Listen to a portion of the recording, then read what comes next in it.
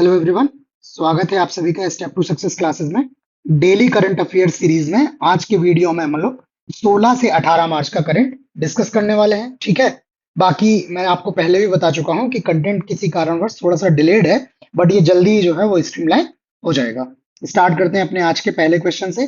पहला क्वेश्चन है, साहित्य अकादमी पुरस्कार 2023 हिंदी के लिए किस लेखक को प्रदान किया गया है? ये साहित्य अकादमी पुरस्कार जो है वो कई भाषाओं में के लिए प्रदान किए जाते हैं, तो आपको बताना है कि हिंदी भाषा के लिए किस लेखक को प्रदान किया गया है। ऑप्शंस हैं नीलम शरण गौड़, टी पतंजलि शास्त्री, संजीव, राजशेखरन देवी भारती। तो सही जवाब जो है इसका ऑप्शन सी, ये संजीव जी को हिंदी भाषा के लिए वर्ष 2023 का साहित्य अकादमी पुरस्कार दिया गया है। ये वर्ष 2023 में कुल 24 लेखकों को जो है वो साहित्य अकादमी पुरस्कार से सम्मानित किया गया है, जिसमें कविताओं की 9 पुस्तकें हैं, उसके बाद 6 उपन्यास हैं, 5 लघु कहानियां या शॉर्ट स्टोरीज, 3 निबंध या ऐसे और 1 साहित्यिक अध्ययन के लिए दिया गया है। ठीक है, अगर हिंदी की बात करें तो हिंदी में संजीव जी को दिया गया है उनके उपन्यास मुझे पहचानो के लिए, जबकि अंग्रेजी में बात करें तो अंग्रेजी लेखिका है नीलम शरण गौड़।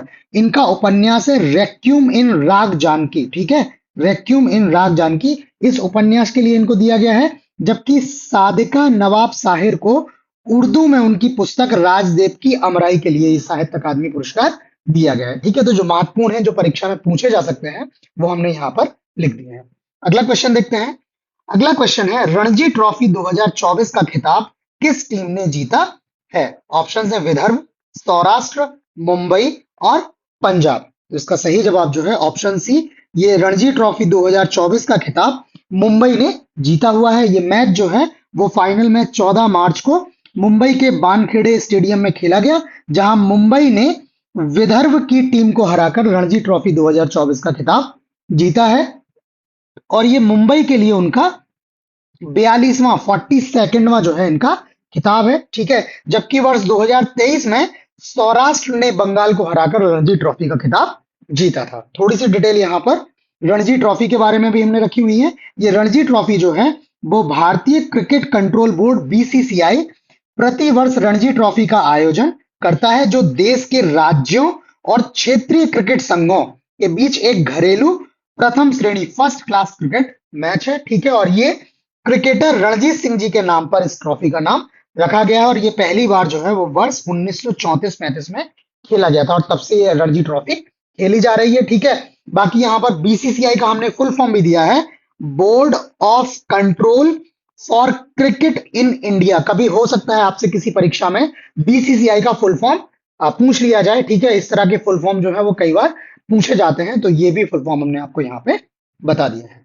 अगला क्वेश्चन है, लैंगिक असमानता सूचकांक 2022 में भारत कौन से स्थान पर रहा है? 102वें, 108वें, 116वें और 122वें स्थान पर। तो इसका जो सही जवाब है ऑप्शन बी, लैंगिक असमानता सूचकांक में जो है 2022 में भारत 108वें स्थान पर रहा है। अभी हाल में UNDP United Nation Development Programme ने मानव विकास रिपोर्ट ह्यूमन डेवलपमेंट जो रिपोर्ट है 2023-24 इसमें जारी की है, जिसमें इन्होंने बताया है कि लैंगिक असमानता सूचकांक 2022 में भारत 193 देशों में से 108वें स्थान पर रहा है। ठीक है, भारत ने क्या किया है, 2021 में जो भारत की रैंक थी उसमें 14 अंकों का सुधार किया है। 2021 में भारत का जो रैंकिंग था वो 122वां स्थान था, 14 अंकों का सुधार करते हुए भारत 2022 में 108वें स्थान पर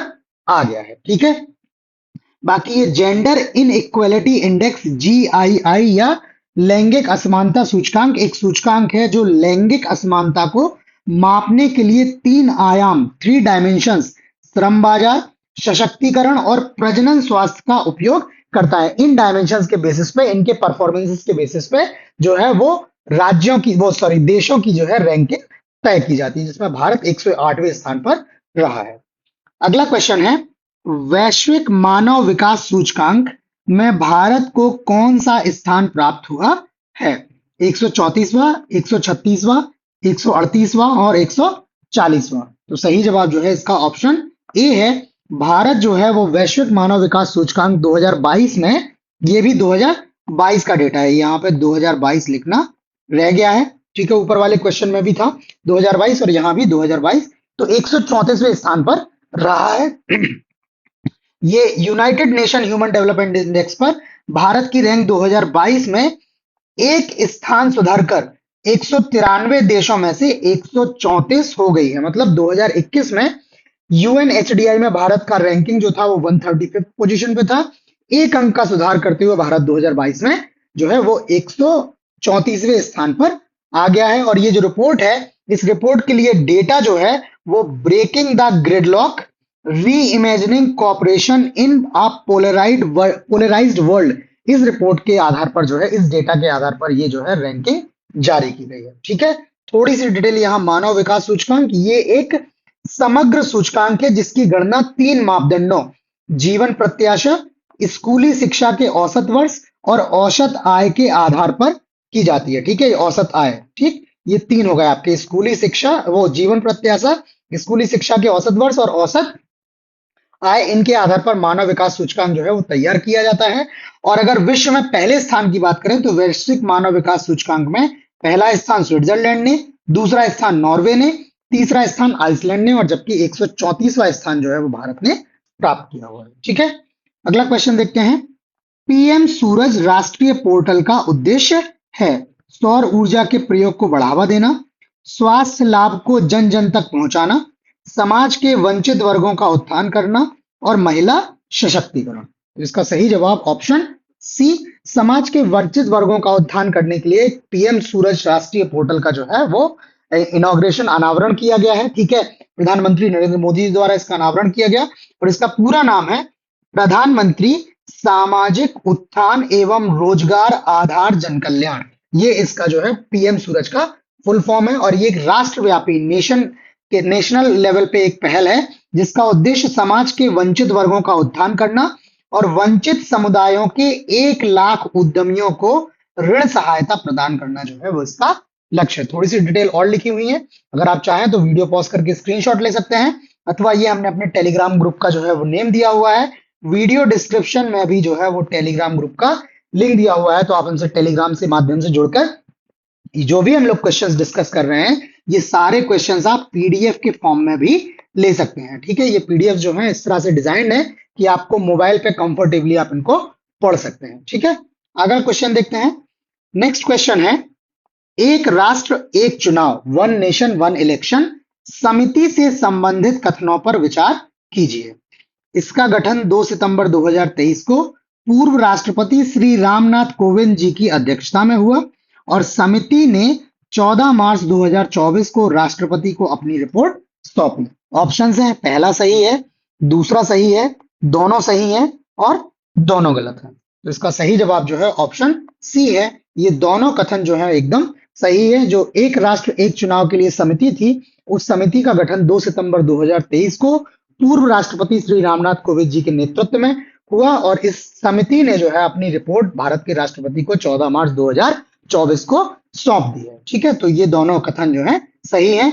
समिति की सिफारिशों की अगर बात करें तो समिति ने पंचायतों, विधानसभाओं और संसद के लिए एक साथ चुनाव करने की सिफारिश की है। समिति ने सुझाव दिया है कि लोकसभा और राज्य विधानसभा चुनाव एक साथ होने चाहिए और फिर नगर पालिका और पंचायत चुनाव 100 दिनों के भीतर कराए जाने चाहिए। तो इन्होंने कहा कि आप जो है पहले लोकसभा, राज्य विधानसभा के चुनाव एक साथ करवा लीजिए और उन चुनावों के 100 दिन के भीतर आप नगर पालिका और पंचायतों के चुनाव भी करवा लीजिए। तो ये जो है वो पूरी प्रक्रिया एकदम से एक साथ जो है वो पूरी हो जाएगी। ठीक है, बाकी पैनल ने क्या किया है, राज्य चुनाव अधिकारियों के सहयोग से भारत के चुनाव आयोग द्वारा एक सामान्य मतदाता सूची और मतदाता पहचान पत्र बनाने की सिफारिश की है।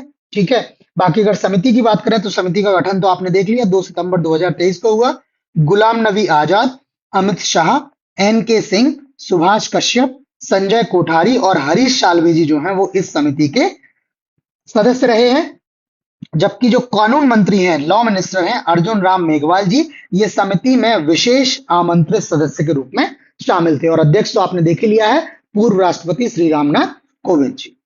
अगला क्वेश्चन है, नए चुनाव आयुक्त के रूप में चुना गया है, new election commission Arun Goyal, Gyanesh Kumar, Sukhbir Singh Sandhu, और ज्ञानेश कुमार और सुखवीर सिंह संधू दोनों। तो इसका सही जवाब ऑप्शन डी ही है। ये ज्ञानेश कुमार और सुखवीर सिंह संधू जी, इन दोनों लोगों को नए चुनाव आयुक्त के रूप में अभी चुना गया है। ठीक है, और ये जो चयन करने वाली समिति थी उसमें प्रधानमंत्री श्री नरेंद्र मोदी जी, केंद्रीय गृह मंत्री श्री अमित शाह जी और लोकसभा में भारतीय राष्ट्रीय कांग्रेस के नेता अधीर रंजन चौधरी जी शामिल थे। इन तीन व्यक्तियों की जो है वो समिति थी, और इस समिति ने ज्ञानेश कुमार और सुखवीर सिंह संधू जी को क्या किया है, नए चुनाव आयुक्त के रूप में चयन किया है। थोड़ी सी डिटेल भारतीय चुनाव आयोग के बारे में। इसकी स्थापना 25 जनवरी 1950 को संविधान के अनुसार की गई थी। चुनाव आयोग के बारे में एक कथन पूछा जाता है कि चुनाव आयोग एक संवैधानिक निकाय है, तो इसका गठन जो है, चुनाव आयोग का प्रावधान जो है वो भारतीय संविधान में, इस वजह से ये संवैधानिक निकाय है। और दूसरा फैक्ट है कि अक्टूबर 1989 को पहली बार 2 अतिरिक्त आयुक्त नियुक्त किए गए थे। मतलब पहले चुनाव आयोग जो था वो 1 सदस्यीय था, उसके बाद 2 और आयुक्त जो है वो अतिरिक्त आयुक्त इसमें नियुक्त किए गए। वर्तमान में अगर बात करें तो वर्तमान में 1 मुख्य चुनाव आयुक्त, 1 चीफ इलेक्शन कमिश्नर और 2 चुनाव आयुक्त, 2 इलेक्शन कमिश्नर, मतलब टोटल 3 लोग होते हैं। ठीक है, और इनका जो कार्यकाल है वो 6 वर्ष या 65 वर्ष की आयु जो भी पहले हो, इतना इनका कार्यकाल होता है। बाकी आप चुनाव आयोग के बारे में और भी डिटेल देख लीजिएगा, ये तो आपका पॉलिटी का टॉपिक ही है पूरा का पूरा। अगला क्वेश्चन है, world wide fund for nature India, WWF India और ट्रैफिक की रिपोर्ट के अनुसार शार्क के शरीर के अंगों के अवैध व्यापार में कौन सा राज्य शीर्ष पर है? शार्क मछली होती है, उसके शरीर के अंगों का अवैध व्यापार। ठीक है, ऑप्शन है कर्नाटक, तमिलनाडु, गुजरात और केरल।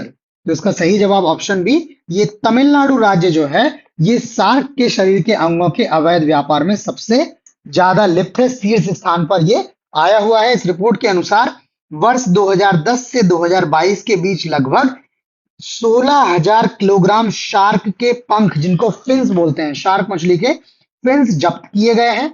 ठीक है, रिपोर्ट अवैध वन्यजीव व्यापार में लिप्त भारत के शार्क ने भारत के अवैध शार्क व्यापार के बारे में चिंता जताई है, और कुल जो अवैध व्यापार है उसमें से 65%, 65% अवैध व्यापार तमिलनाडु में होता है। ठीक है, तमिलनाडु में अकेले 65% जो है वो अवैध व्यापार हो रहा है। इसके बाद दूसरा स्थान कर्नाटक का, गुजरात, केरल और महाराष्ट्र जैसे अन्य राज्य शामिल है।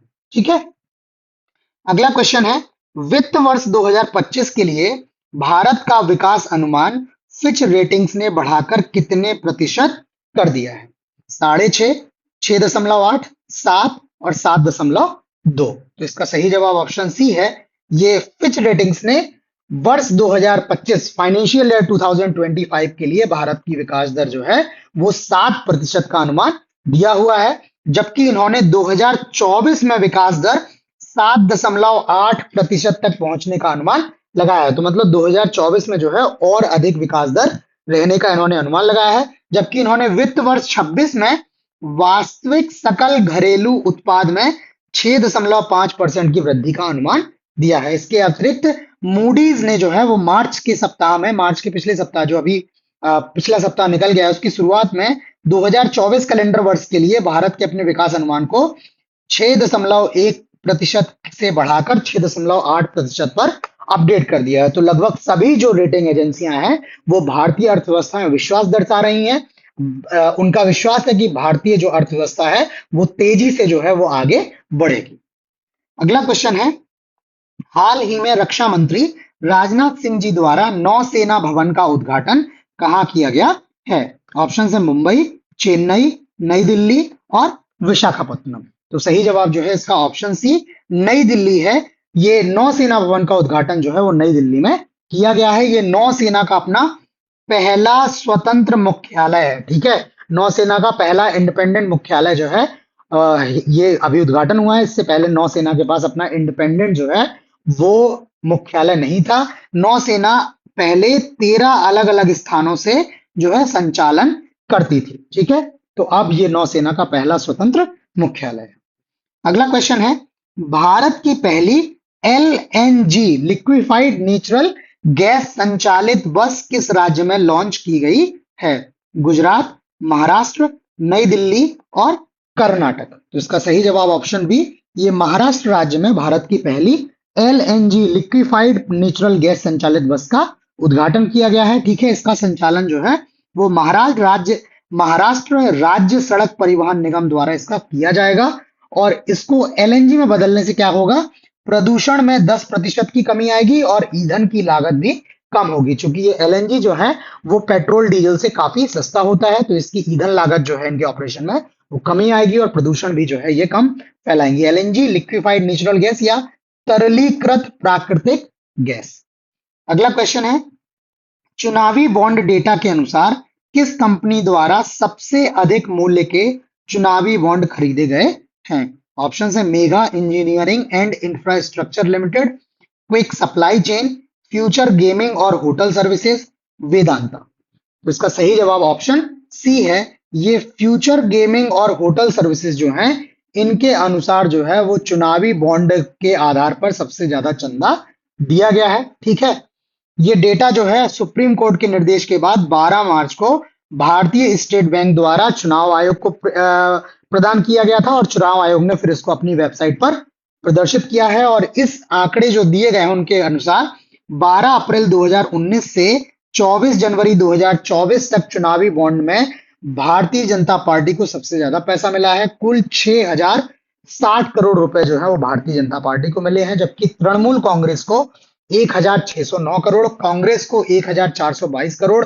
बीजू जनता दल को 775 करोड़ और डीएमके को 639 करोड़ मिले हुए हैं। जबकि अगर शीर्ष दानकर्ताओं की बात की जाए तो सबसे ज्यादा पैसा जो है वो दान किया है फ्यूचर गेमिंग और होटल सर्विसेज ने, कुल 1368 करोड़ रुपए जो है इन्होंने जो है वो चंदा दिया है चुनावी बॉन्ड के जरिए।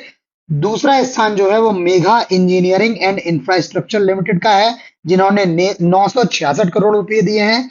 और तीसरा स्थान क्विक सप्लाई चेन का है, जिसने 410 करोड़ रुपए जो है वो चुनावी बॉन्ड के माध्यम से जो है वो जो है इनको चुनाव पार्टियों को जो है ये चंदा दिया हुआ है। ठीक है, तो आज के वीडियो में इतना ही। बाकी आपको वीडियो कैसा लगा प्लीज हमें लाइक करके कमेंट करके जरूर बताएं। अगर आपने चैनल को सब्सक्राइब नहीं किया है तो प्लीज सब्सक्राइब करके नोटिफिकेशंस भी ऑन कर लें, ताकि आपको नए कंटेंट के बारे में टाइमली इंफॉर्मेशन मिल जाए। ठीक है, बाकी जल्दी नए क्वेश्चंस के साथ मिलते हैं, तब तक के लिए धन्यवाद।